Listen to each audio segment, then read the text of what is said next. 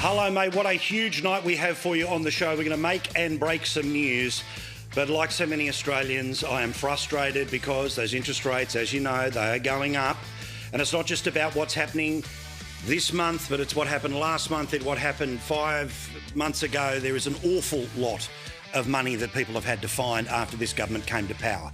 Cory Bernardi is now part of One Nation. He is leading their push into the South Australian election. He will join us exclusively in a couple of minutes here on Paul Murray Live. And speaking of, the great Nigel Farage is going to be here, the man who may well be the next Prime Minister of the United Kingdom, the man who may well have the balance of power in the South Australian Parliament, and angry Australians when it comes to the Reserve Bank and an arrogant government. Yeah, we've got a big show ahead. But first, I don't want to start with any of that. I want to start with something that is good news and a little reminder that when the pressure is on, when they turn up the pressure on us, that we have to celebrate the good news every now and then. And this story comes from Western Australia.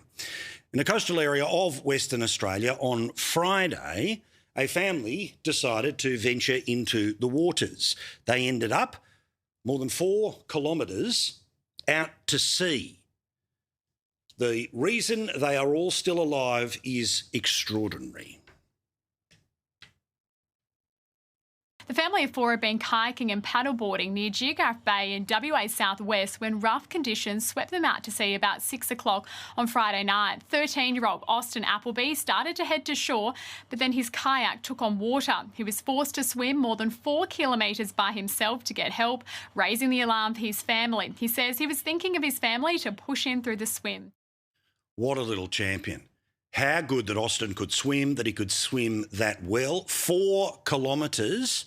This is what he said to the media today in Perth. I just said, all right, not today, not today, not today. I do breaststroke, I do freestyle, I do survival backstroke. I hit the bottom of the beach and I just collapsed. And then after that, I had to sprint 2 kilometres to go get to the phone. What a beautiful boy. We'd all love to have that internal courage. Thankfully, he had that internal courage and he had the physical strength. 4 Ks of swimming at times, breaststroke, survival backstroke, and then up and go another 2 kilometres to get anywhere near a phone. His strength saved his family, his mum, understandably proud. There's no bigger word to describe him other than proud. I'm speechless at his efforts, but at the same time, I knew he could do it. All that matters in life is family. That's all that will be there in the end, and for him to have saved his entire family is extraordinary. It's a reminder to us about the little heroes that hopefully are in bed by now, but if not, tuck them in because they need all the rest they can because they have an incredible life ahead. And in cases like Austin, they have got an entire life of thanks to be given by a family that no doubt that little boy saved single-handedly. Extraordinary. Good news to start. But life got harder today. You know it. The Reserve Bank has decided to raise interest rates. Now, this is not a finance story. This is not a political story.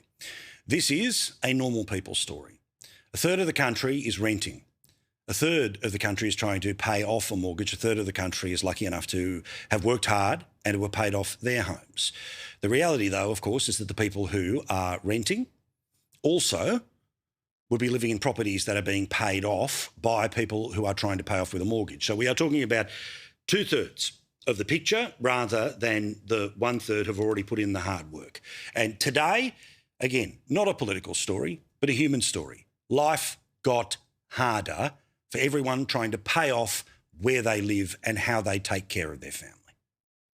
Australian mortgage holders' worst fears have been confirmed, with the Reserve Bank today hiking the official cash rate. The Reserve Bank hiked interest rates by 25 basis points today, a body blow to millions of Australian households already crushed by the cost of living. As for an explanation, the Reserve Bank said they had to. The recent run of data gives the board a clear enough view that the underlying pulse of inflation is too strong. Our updated view, driven by the latest data, is that demand was stronger than expected over the second half of 2025, and we think some of that strength has carried into 2026. Secondly, the economy is closer to its supply capacity than we previously thought. which means supply constraints are binding in some more sectors, and it's not taken much of a pickup in demand to generate price pressures. Years of weak to no productivity growth is a big part of that story. Oh, but wasn't that all solved with the round table around productivity? No. This is a government that represents a side of politics that would like everyone to move to what I'm sure will be very popular, which is a 4-day week for the same amount of money, less work for the same amount of money, or perhaps more if you're in the public sector and able to get fewer hours, fewer days, but more pay. But of course, all of that productivity talk is just garbage. The reality was this government has only one thing that they're planning to do when it comes to productivity, which of course will help when it comes to government expenditure, and that, of course, is going to try to make free childcare. Again, wildly popular, but it'll be part of why the government will be in deficit for the next 10, 20, 30 and even 40 years out to the 2060s. Nothing to see here. Because, of course, governments, they come and they go and they ring up the credit card and they spin and they BS and they lie and they change the subject and they misdirect. But it is the average Australian who, because of the pressures of the past few years, has a living standard that is closer to the 1950s than it is to 2025, a quarter of the way into the 21st century. And the average man, woman and child, yet again, screwed by a system and by a government who couldn't be more arrogant, regardless of how popular, of course, they seem to be. As for how much this costs, am I pissed off because I'm one of the people that will be paying it? You bet. But I'm also annoyed because it's my family, it's my mates, it's the family that you have, or it may well be you. So, yeah, I will be angry with you, not on your behalf, but with you. Now, prop track modelling, which assumes a typical home loan is going from 5.5 now to 5.75 in February, means Sydney borrowers will go up $156 a month. Typical people in Brisbane up $129, $121 in Perth, $115 in Adelaide, $109 in Canberra, and you can read the rest. Oh, geez, Paul, you're blowing your gasket at $129, $150, less than $200. Well, guess what, superstars who may well be thinking that? You don't just pay it once. You have to pay it 12 times, which means just today an extra $1,800 is needed to pay off a mortgage in Sydney, $1,500 in Brisbane, $1,200 in Melbourne. The average family, bones of their ass, where do they find the cash? Oh, it'll just magically be there, right? Well, you see, unlike government, it doesn't matter how hard some people work, they don't get a pay rise. If you're in small business, it doesn't matter how early you get up and how late you go to bed, you're not going to get a pay rise.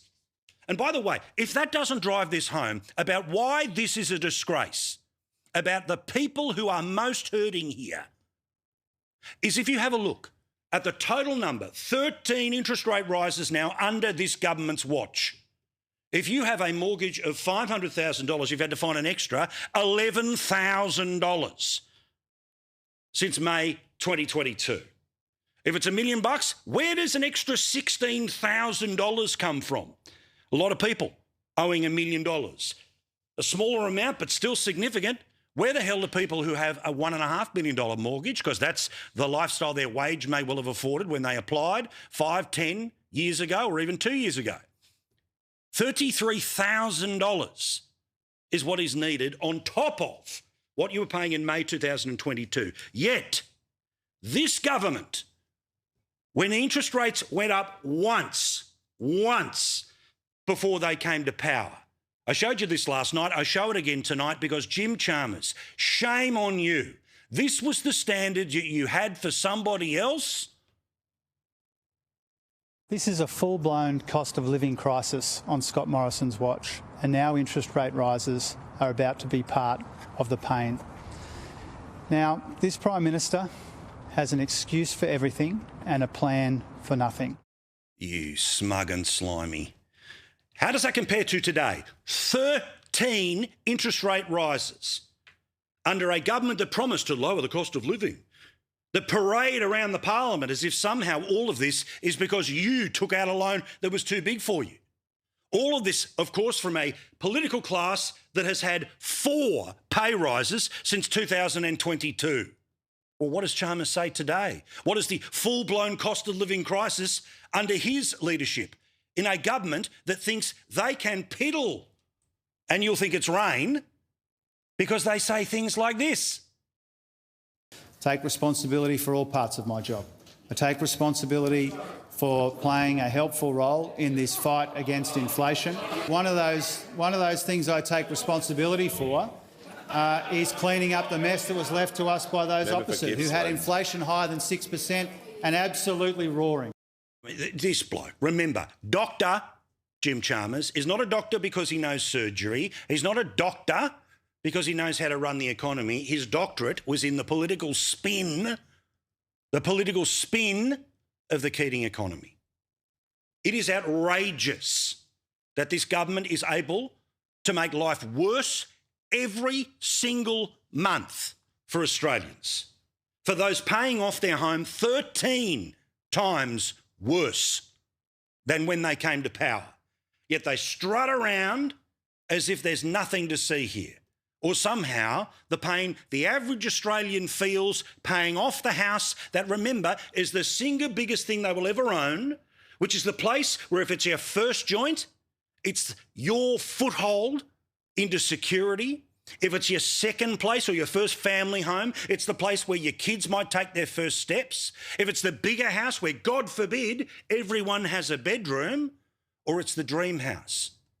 All of it is harder as a result of this government. Yet the arrogance that they displayed today to pretend that magically they are the people who have fixed an economy that was flaming when you are not spending what you are spending now in paying off your house is beyond offensive. Here is the Prime Minister in full political spin mode. And again, I hope you're sitting down.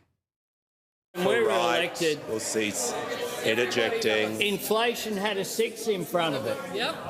It's now got a 3 in front of it. We turned 2 budget deficits into 2 budget surpluses. Now, guys in the control room, let's run this again with no audio.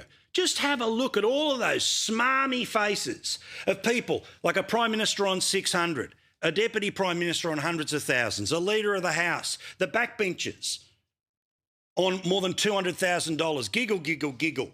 Because, the politics. We've found out a way that every time we get asked a question in Parliament about this, we'll just pretend that the economy that they inherited was one completely screwed by people like Josh Frydenberg.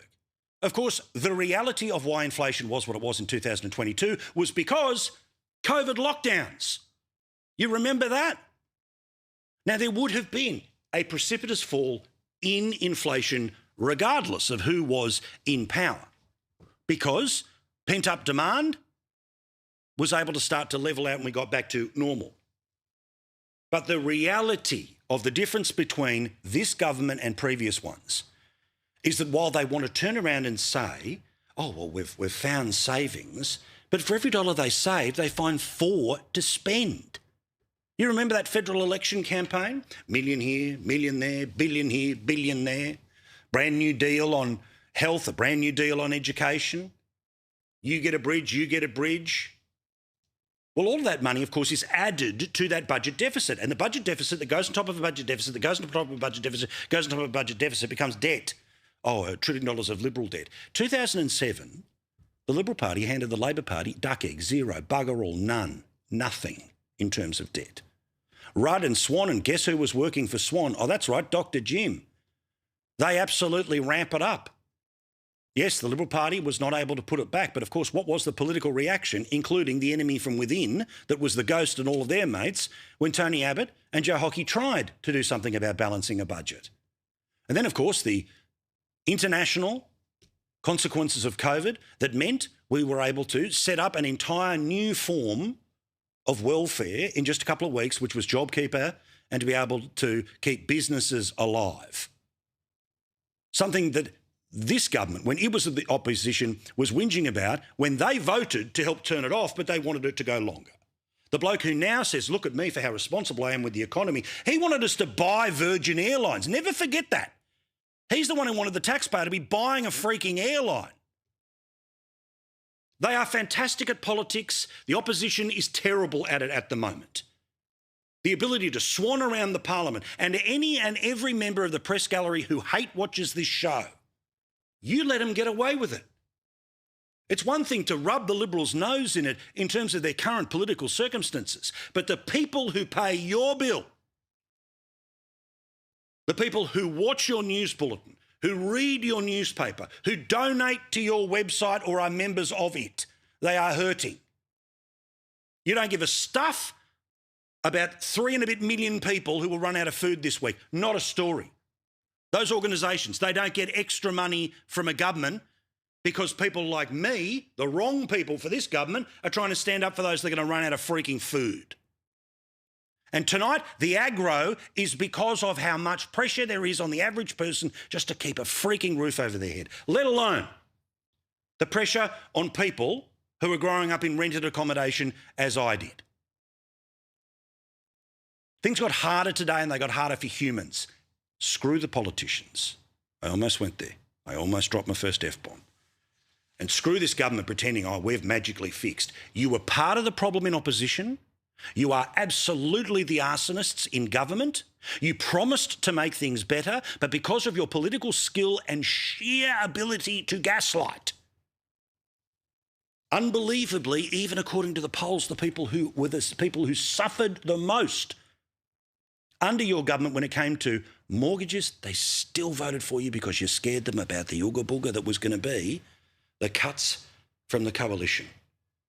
But then post, you're now trying to tell us that you're going to save money inside the budget. Well, guess what a saving would be? That'd be a cut, right? Oh, no, that's all just politics. I'm sick of the prism of politics. Did the people in charge of this country make it better or worse for the people living in it today? The answer today was worse, much worse. But do they care? Of course not. Which brings me to small business. I'm a person grown up in it, and I'm a person who admires any person watching this show who goes out on their own to try to earn their own living, who wants to jump from where they are on the ladder to higher on the ladder through the sheer hard work of small business. But this government couldn't give a stuff. Why? Because it's not big enough to unionise. You're not going to march in the streets like the professional protest class. Well, we get more information about just how tough it is for small business right now and how many people who went all in may well have lost it all. Last year, a football stadium of small businesses went insolvent. Gone. Now, the majority of small businesses in this country don't have any employees. These are the people with an ABN who are working their backside off. They could be doing everything from cleaning pools to cutting hair. They could be the contractors in our music business, or they could be people doing all sorts of jobs that without them the joint would fall apart. This figure marks a 33% increase in the previous year and stands in stark contrast to the year before Labor took office. Notice the theme here? When fewer than 5,000 businesses collapsed. And remember, in 22, we're still on the back of COVID. Unbelievable. It truly is. I'm so angry about what these people do. I'm so angry about the disdain they have for people who want to do it for themselves. And you know why? Because the centre-left and the far-left political project is about the triangle of dependence, where as long as more than half the population, welfare, the ever-growing number of people who work for the government or business whose biggest client is the government, well, all of it ends up at votes. And the tighter they make that triangle and the bigger they make that triangle, the more permanent their position becomes. And the poor buggers that are out trying to do things for themselves, well, we are apparently surplus to need. Well, screw each and every one of you. Now, Susan Lee and David Littleproud, well, will they, won't they get back together? I would imagine that if they weren't able to get it back together by the start of question time today, there's a good chance this thing is not going to get back together, maybe certainly in the next 2 weeks, maybe even a little bit longer. Now, there was a list of demands that were put in place. All of these seem quite reasonable. I think Susan Lee is being quite reasonable about how she can expect to get a room full of people made up of Liberal and Nationals to land on a position that they can take to the Parliament and expect that vote to follow. Here's Andrew Clennell with the news this morning of what the terms of the deal are. What has been revealed out of the latest Liberal-National negotiations is the conditions that Liberal leader Susan Lee has set around a reunification, which includes that Ross Cadell, Bridget McKenzie and Susan McDonald can only come back into shadow cabinet in July after a spell in the sin bin. She also wanted an agreement on cabinet solidarity, including that individual party rooms couldn't override a shadow cabinet decision. Susan Lee also said portfolio positions were negotiable, which I guess could be a sweetener for any deal. I mean, that's the reality. If you want to be together, then there has to be rules like this. If you want to be out on your own because National Party party room is more important than the shadow, fine, cool, okay, separate. And Ross Cadell, one of those three shadow ministers, was, of course, on this show last Thursday night saying he expected and understood there'd be some sort of suspension period. There'd be some sort of limbo. But we learned as late as this evening that the Nats have said, no, not interested in this version of the deal. David Littleproud has said he'll go away and consider it, but One National told me they didn't see it as a serious offer. Susan Lee remains in trouble then as opposition leader. Well, of course, all of this so easy for a government that, as I've shown you, makes life harder for Australians, but the politics couldn't be easier for them. They make the Beckhams look like a happy family. I can't hear you back there. I can't hear you back there. Order. I can't hear you back there. I used to get admonished sometimes by the Speaker by using the term no-alition. I meant it as a joke, but they've regarded it as a mission statement. But I tell you where I will draw the line about those who are able to make political hay out of the obvious dysfunction and the self-inflicted wounds and the ongoing and continuous self-inflicted wound that is the coalition. This, Sheila. It is like maths or Love Island gone wrong. Bottom line is this, we need an opposition. And quite frankly, I mean, I have been sitting on the sidelines watching this for the last 3 months and watching this play out. Oh, you know, I'm so offended. She was going off like a top, I think, in her interview with Pete this morning. Sorry, pot, kettle, meet each other. Jackie Lambie was able to get one other person elected under the Jackie Lambie network to the federal parliament. Used to be a staffer, Tammy Tyrrell. Guess who doesn't work with Jackie anymore? Guess who is not part of the Lambie network anymore? The one and only that she has ever brought with her. Nice try, Jackie, but some of us do actually have a memory that goes longer than the last time you were talking. Let's get to Cory Bernardi, our mate, of course, in South Australia. Will be running for One Nation at the upcoming South Australian election. Good to see him back on the Sky News screen here, looking $1 million as always, hot Pilates and all the rest of it, mate. Welcome back, not just to the show, but welcome back to the arena, brother. Mate, it's lovely to be back into the arena. It's lovely to be joining you, Paul. You know, after 6 years out of politics, I want to do my bit to help Pauline Hanson change politics in this country. And I'm really looking forward to the challenge. And I think we've got a pretty good shot at shaking up the political establishment here in Australia. So the assessment of most people going into this election is Labor so far in front. Libs, do they hold seats? Do they drop seats? Who knows? But obviously no threat to the change of government. So that means the upper house really matters. And a statewide vote for One Nation, they were able to get somebody elected at the last election. So there is an appetite and a preset area of people that are willing to vote One Nation. But with somebody with your profile, you can, and the current polling, your expectations have to be to go further than that. But what can you do in the upper house that means you're not trying to run in the lower house? Well, first of all, we've got to get bodies into the parliament in order to make the difference that we want. And we want to be a vocal opposition. And that means actually scrutinising the legislation that the Malinauskas government puts forward to make sure that the government is living within its means and it's actually going to deliver real results for the people of South Australia. And right now, we've got an oppositionless uni-party, if I can call it like that, because, you know, the Liberal Party in South Australia is absolutely hopeless. They have, you know, forgone any opportunity to hold this government to account. And now they're expecting that, you know, they can serve up mushy baby food and try and win the Master Chef by winning the election. That's just not going to happen. We need to actually have a disciplined and focused voice that is going to be holding whoever forms government to account. And look, our goal is to get people elected unashamedly. We'd love to be the official opposition, and ultimately we'd love to be the government, because Australia needs something better. South Australia needs something better. Right now, Paul, we're on the debt trajectory that is crippled Victoria.